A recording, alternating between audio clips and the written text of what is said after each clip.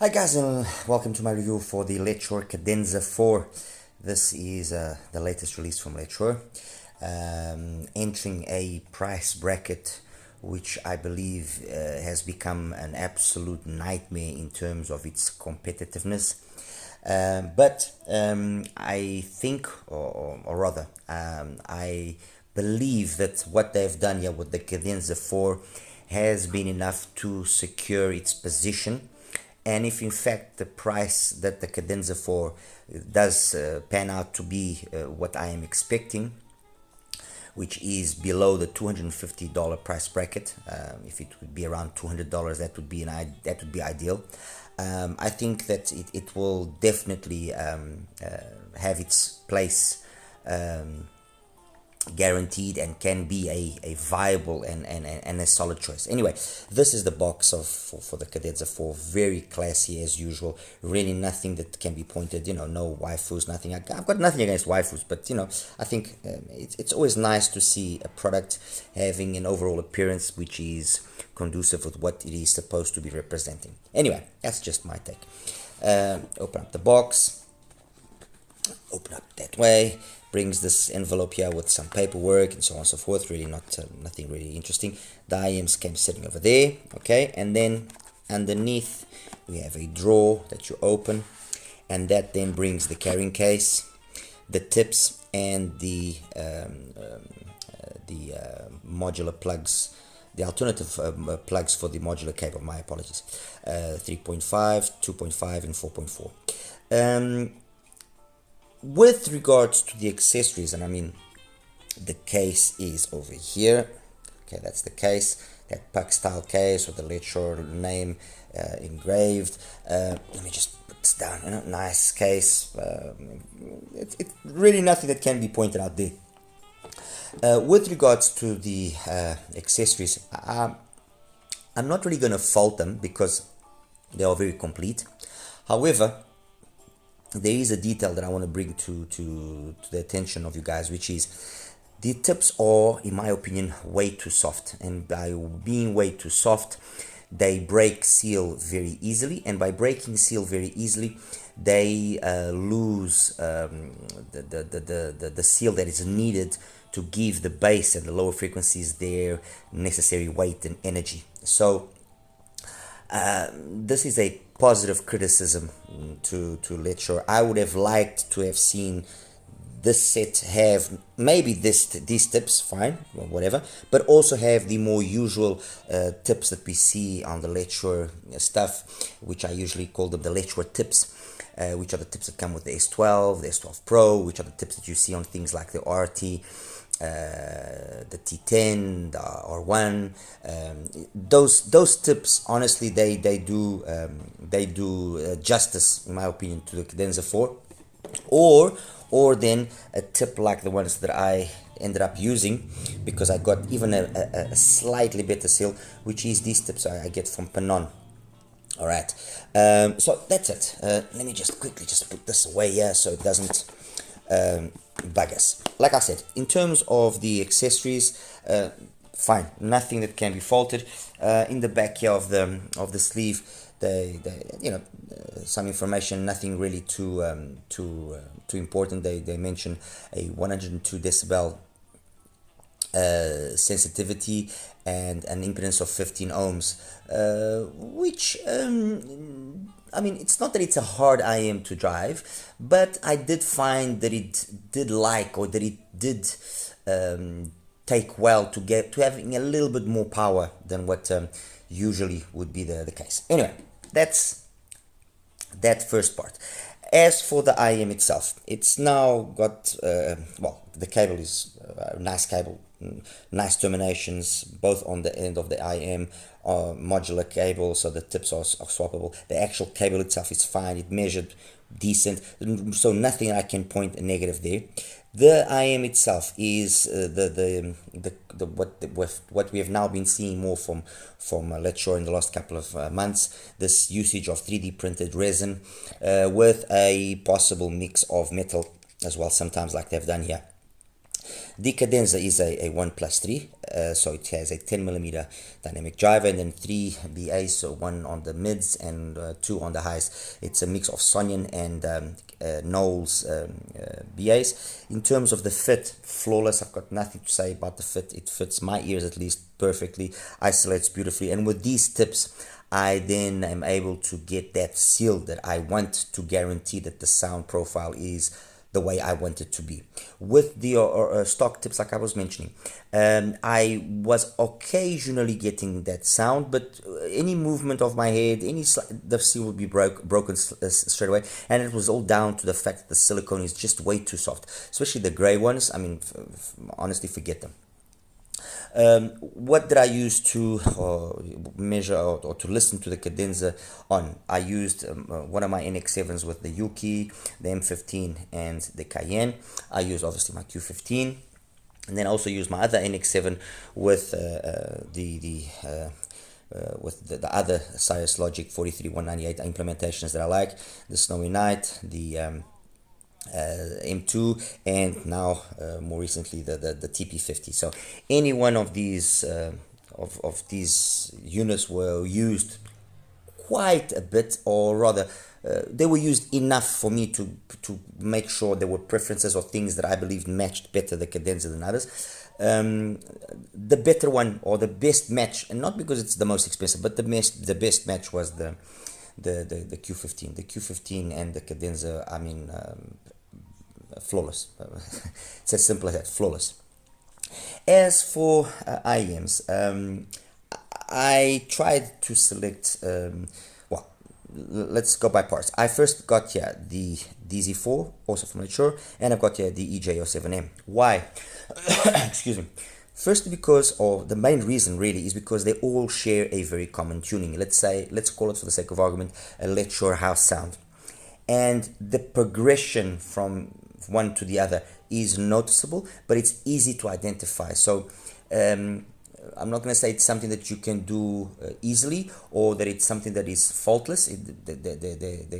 You can make mistakes, but once you've been listening to these IEMs quite a bit, it's quite easy to kind of pick up, okay, this is definitely a LETSHUOER I'm listening to, and now let me just pick up on a few details, and I can more or less, without big faults, say, okay, this is the DZ4, that will be the EJ07. And that factor that differentiates the three is mainly the bass quantity. The quality of the bass, curiously enough, is always very much similar, and up to certain volume levels, they maintain themselves pretty evenly matched. Okay, obviously the source that you use and the volume needed will be a determining factor to identify that quicker or not, and also how the whole IEM then scales will also be a way of telling you which one is which. The other identifying factor that makes it easy to pick up the EJ07M at least is, once you've been listening to these two, the moment you listen to the EJ07M, you can pick up on the ESTs. You notice that there's just that little extra cleanliness up top that you know. Okay, that's the 07 for sure. 07M, and also the bass has got a little bit more girth to it, a little bit more weight to it. Between the DZ4 and the Cadenza, very similar. They scale very nicely. I would say up to about 40% of volume. They scale very equally. So up to about 40% on the Yuki, or on the other, the Snowy Night, the M2 and the TP50, up to about 40% of the volume level on those Cirrus Logics. They scale very nicely, and then you can pick up on the Cadenza being the one that you are listening to. I personally found that it matched with the Cayenne and matched with the M15. It's not that it didn't sound good. The Cadenza sounded fantastic, but I found that these two were maybe overly clinical in their signature, and they didn't let the Cadenza truly shine in what I think was the idea here. Okay, and the Q15 just matches it. Once again, I don't want to repeat myself, but it just matches it perfectly. And what is then my perception, or what I think is the focus here? The focus here was to give us these absolutely stunning mids. And when you consider what they've been able to do with so little drivers, you must give it credit with regards to the mids. The vocal presentation, the instruments and how they are presented in the mid-range is absolutely faultless, and the bass and the highs are there to complement it. And the Cirrus Logic DAC chips and the AKM DAC chips, they allow for that, let's say, that connection between the three frequency bands to be done in a very lush and a very it's a velvety kind of interaction between those frequencies. And it's like I say, it's not that it sounded in any way bad or anything with the M15, far from that, or on the Cayenne. They just were not as velvety, at least to my ears, okay. So I've got those two against the Cadenza, and then I selected some of the 1+4s or 1+3s, which I mean, there's one here which is not really talked about too much, and I'm at fault in that aspect. But it is a very solid IM, and the only reason why it's not talked too much is because its price is a little bit out of context. So the IMs that I selected were the Puller, the PA02. It could have been the CKLVX, the D41 would be the same thing. Unfortunately, I don't have the SL41 with me. I loaned it. Otherwise, I would have had the SL41 here. I've got here the Performer 5. I've got here the Chopin, the binary. And I've got the QOA, Queen of Audio Aviation. I'll say the usual prices. The usual price is about 180, about 190, about 200, and that's about $260. Now you can pick them up with a discount during the Spring Fever Festival. But these three are priced more within what I think I ideally would like to see this being priced at, while this is already priced on the upper extreme, and at a point where it doesn't truly offer anything sonically over any one of these trees to be the first choice. Unless you can pick the Aviation for a price which is around $200, then I wouldn't go for the Aviation. Yes, it's nice, got nice accessories, it's well built. I mean, it's a beautiful IM. The video doesn't do it justice. It is a beautiful IM. It's got a very nice sound. It does. But when you listen to a Chopin, when you listen to the Pullers, or when you listen to the Mayer Audio, the SL41, when you listen to the Performer 5, you don't notice a difference which you say, okay, that's justified. Okay. So let's jump straight into it. Let's get into this and get this out of the way. The DZ4 is smooth. It's just about smoothness. The implementation of the dynamic drivers, the way it's been done, plus that not a passive radiator system, but that system to control then the pressure internally of the IM, like they've done on the S15, does seem to add just a little extra touch to the bass, because this is, after all, a 6mm dynamic driver. But the DZ4 is about being smooth, really smooth. And when you consider it's an IM that is under $100, it's got a specific crowd of people. Actually, any one of these LETSHUOERs are tailored for people that want a specific sound, which is always very much a vocal type of sound. So this is not an IM that would be the first choice for, if you're wanting to blast your head with bass, or if you want ultra clear, clinical, detailed highs. No, this is about being really good in the mid-range, really good at vocals, really good at instruments in that part of the spectrum, and then being complemented adequately at the opposite ends of the spectrum, okay, of the frequency spectrum. So DZ4 is honestly faultless, really good IM, really good IM. But for a specific crowd of people. So when you take it and you compare it with something like the R1, you know, the R1 will ultimately probably be the one that most people will go for and will opt, because it's got a little bit more fun and engagement.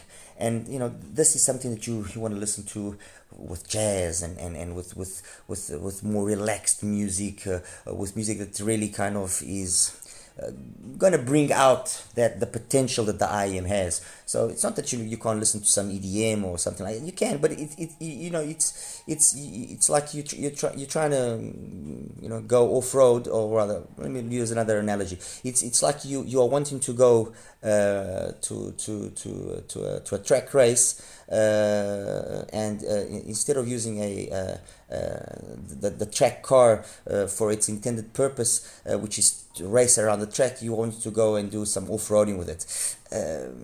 It might be able to do it, but maybe not the ideal. On the opposite end, the EJ07M is what can be achieved at the extreme of, let's say, money is really not a problem now. We can choose better drivers, better everything. And the truth is this: the EJ07 has been around now for 07M has been around now for a number of years. I've had my particular one now for, if I'm not mistaken, I bought it in 2021, if I'm not mistaken. So I've had it for 3 years, and it's a fantastic item. I mean, fine, fair enough, it's $600. But it's really good. It's really good. And even against today's current offerings in terms of tribreds, it holds its own and can wipe the floor with many of them. Okay, it is a solid sounding IEM. Obviously, the bass driver, the DD driver, being a 10mm, does then convey the music style that I like listening to. More engagement and stuff like you know, that is more bass heavy, can be listened to in a more engaging manner. But you can, I mean, you listen to, for example, Dominic Feel I Am Home. You listen to it on the EJ07M, and it's beautiful. It's honestly, it's something else. Or you listen to Button Up Your Overcoat from Nia Freelon. Again, I can't fault it. It really, you know, the layering, the way that it can handle the complexity of these tracks, the beautiful. But then on the opposite end, if I take like Control You for Movement, an unbelievable bass line, capable of really giving the rumble that this song has. Where does then the Cadenza 4 sit? The Cadenza 4 sits in between these two. It's as simple as that. It outperforms the DZ4. Yes, it's got a 10mm dynamic driver, so it's that bass comes across with more presence, unquestionably. And being BAs being used in the mids and the highs, they give an extra bit of cleanliness and crispiness to the sound that on the DZ4 is always a little bit more organic. And because they also wanted to keep it safe and non-aggressive and non-harsh, they tamed it down to a point where it could do with a little bit more detail here and there, especially when you do this sort of upgrades. And here, being BAs, you got all of that snappiness of the BAs, you got all of that cleanliness, that detail that's there, and it is what makes sense when you're using a hybrid. But they've also been careful again to not overdo it, so as not to have that BA timbre spoil things. So it is an experience. Honestly, I was truly impressed.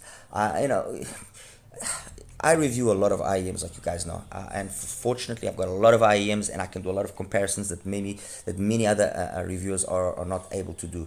And sometimes they say, oh, this sounds like this IEM, but I don't really have it yet to compare. No, fortunately I have a lot of the IEMs that I talk about, or the majority of them, I have them, so I can make that comparison in real time.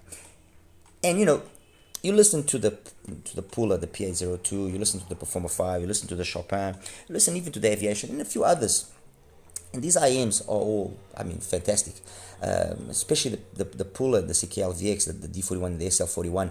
They came and rocked the market, and because we had the Performer 5 and the binary in that 1+4 under $200 or up to $200 being really good. Sorry, the binary is a 1+3. And then all of a sudden, this brand from supposedly nowhere that nobody's ever heard launched these two IEMs that respectively from each one of them, which is faultless. I mean, okay, it's not perfect, but for what is being pretended and what intended to be done, they've done a fantastic job. And so to be impressed, it's not easy. And the truth is, I was impressed with the Cadenza, in the sense that yes, it's not bringing something that's going to maybe satisfy the majority of people, because it is an IEM that's focused on a specific type of presentation of sound, like I've mentioned earlier. But they've done it really well. They've done it really, really well. And you listen to it, and vocals, they come across Pretty Baby from Jeff Bradshaw, for example. Amazing. Sunrise, the live version from Larry Carlton. Amazing. Let me see here what else. Even Billie Bossa Nova. Fantastic. Let me see here what else. Lady Blackbird. Wow. I'll post this playlist. This playlist is called Acros Ultima. I invite you to really go through it. It's a big playlist. I've got I believe close to 200 songs on it. It's about 13 hours in music, but go through it. It's really got a nice variety of music. The only genre here that's not really too present is rock, purely because I don't listen too much rock. That's only that. However, I am open to maybe adding one or two rock songs. If you guys want to give me some suggestions, why not? If there are songs that make sense, I'll definitely do it, because this is the playlist that I most commonly use. So it's got the songs that I use the most. In a Sentimental Mood, for example, from Cecil Norby. Wow.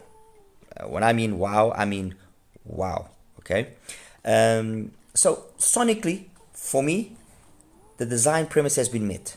It is a mid-centric or mid-focused sound that has been done flawlessly well, plays really good. In certain instances, like I said, up to that certain volume level, up to let's say 40% of the volume, 35-40% of the volume level on some of these dongles. I could tell the difference between this and this, but there were occasions where if it wasn't just that extra sparkle on some songs that would be noticed even at low volumes like that, I wouldn't know if I was listening to the EJ07M. And that I'm praising it a lot there. I'm really giving it some serious praise when I say that. Okay, as compared to the ones that I believe will be the IEMs centered more at its price. Compared to the Aviation, it's a better execution of the Aviation. I would say the Aviation not outdoes, but maybe is a little bit more fun and engaging in the bass because of the way the bass is being tuned. But otherwise, the rest, this is a better execution than that. Compared to the binary of Chopin and to the Performer 5, you find an added sense of smoothness here, which is maybe outdone in terms of the bass. Let's rewind there. Let's start again. In terms of the bass, the mids here are so well done that sometimes you get the perception that they are a little bit overly thin as compared to the same song listening to it on the Performer 5 and on the Chopin. However, the way that the mids are done here, I believe slightly outdo the Performer 5 and the Chopin to make it then more for you to forgive, let's say, that apparent lack of more bass energy, because it's there. Trust me, it's there. I was listening to some like really bass heavy songs. Let me just quickly give you an example. I don't know, from Cloud Traum, from Clark Traum. Trust me, it's got the bass. The bass is there. And in that particular song, for example, in terms of overall bass quantity, more than on the Performer 5 and the Chopin. And this is a 10mm driver after all. Those are 8s. So no issues there. It's just that the mids are so well done that sometimes you can notice or you can perceive maybe a thinness, which in reality doesn't really exist, in my opinion at least. Compared to the Puller, the puller has got a thicker sounding bass, which is easier to identify it as compared to the, you can identify it. The puller's bass is a little bit more weighty than the bass on the Performer 5 and on the binary. And that's where I would say that with certain genres, with EDM, with hip hop, the puller will definitely be more fun to listen to than the Cadenza. However, again, in terms of mids and highs, the Cadenza really impressed me. I've said this many times. The reality is this: any one of these IEMs here is a good IEM. The differences that exist obviously are there, and if you pay careful attention, you'll pick up to them. But with these four versus the Cadenza, so let's forget here the DZ4 and the EJ07M, they all play really well, and it will all come down to what is your music preference, what is your anatomy of your ear, how the earphone will sit in your ear, what tip you're going to be using, what source you have, how good is your set. I mean, is it faithful in terms of left and right channel balance? Is it what many others are getting? Is it tuned the same way as I got my one particular tune? Is it because there is that there is the QC's issues that we know that plague HiFi in general. So if all those boxes are ticked, you can't really go wrong with any one of them. And with a little bit of attention and careful deliberation, you can pick on differences and then decide which one is the one that you want. But make no mistake, the Cadenza 4, in my opinion, is a solid IEM. Solid IEM. I'm not going to say now, like I've always say as well in my other reviews, oh, you must sell everything else and go get it. No, I'm not going to say that. What I'm going to say is if you do have the opportunity to listen to the Cadenza 4, listen to it. Take your time. If you can match it with the Q15, then I think you will not regret. If not the Q15, find yourself a nice Cirrus Logic dongle, Snowy Night, Yuki, something like that. I know you will be impressed, because this does play well. If you are wanting a solidly done vocal presentation, this will definitely impress. Okay, anyway guys, I'll show you now the graphs and we'll wrap it up. Okay guys, so here we got now the graph section here for the Cadenza 4. Let me just take away some of these graphs so that we can start seeing things the way they should be seen. Alright, I'm going to start with the graph for the DZ4. And I think it's self-explanatory. I mean, this is a really nice tuning. Everything sits within a window of roughly 8 dBs, give or take. Smooth gliding sort of bass, nice relaxed pinna gain, peaks at like 2.5, 2.6 and slowly drops off. So it's got a kind of a harmonish type of a vibe, and it sounds sweet, smooth, really nice. Cadenza 4. Same sort of bass execution, but it's a 10mm driver, so obviously more present.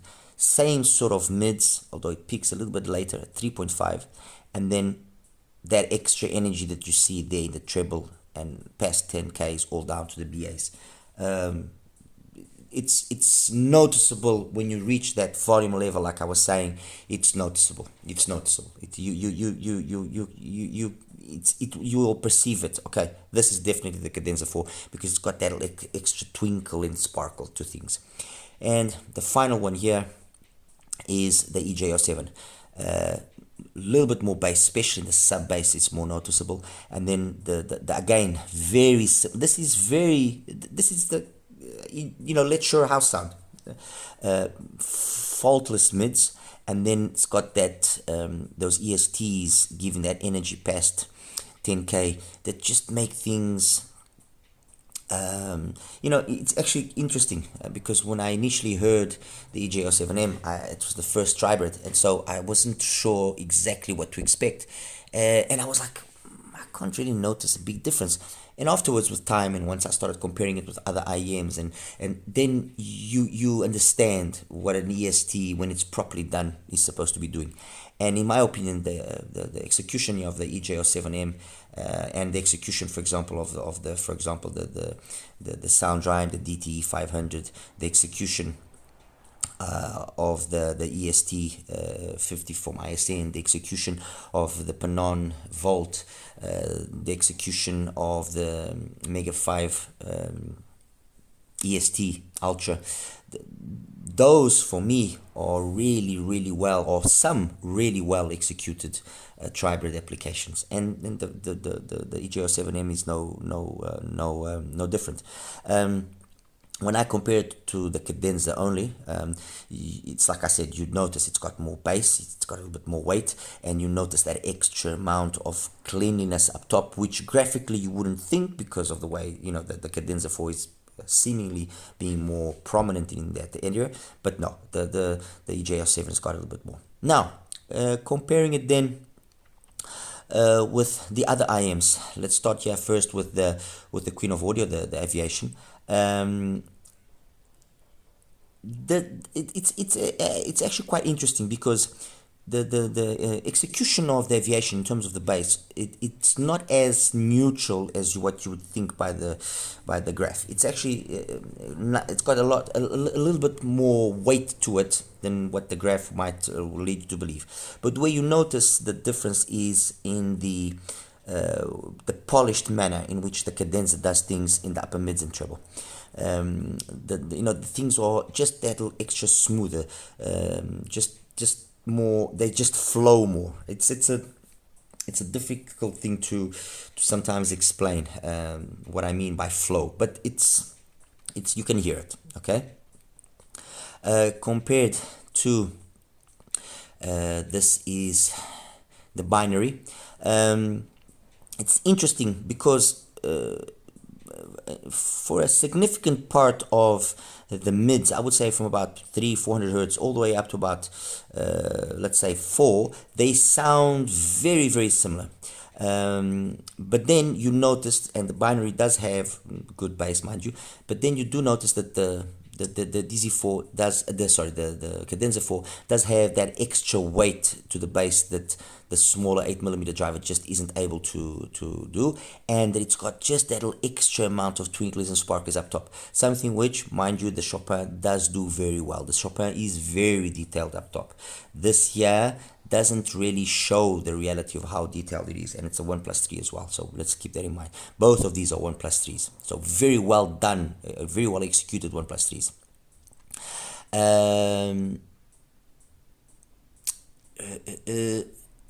Where is it now? Yeah, okay, the puller. Where's the puller? The puller. Here is the puller. Let's take away this, and I was forgetting the Performer 5. I must go fetch the Performer 5 as well. Compared to the puller, you notice that the bass is more prominent, as I mentioned earlier, also because the mids, although very well executed, they are slightly more laid back, and the balance that is struck is a balance which tends towards a warmer, more girthier sound. Okay, and then Performer 5, my apologies, I forgot to put that one up here, but will be easy. Performer 5, where are you? Performer 5, I believe it's where is it?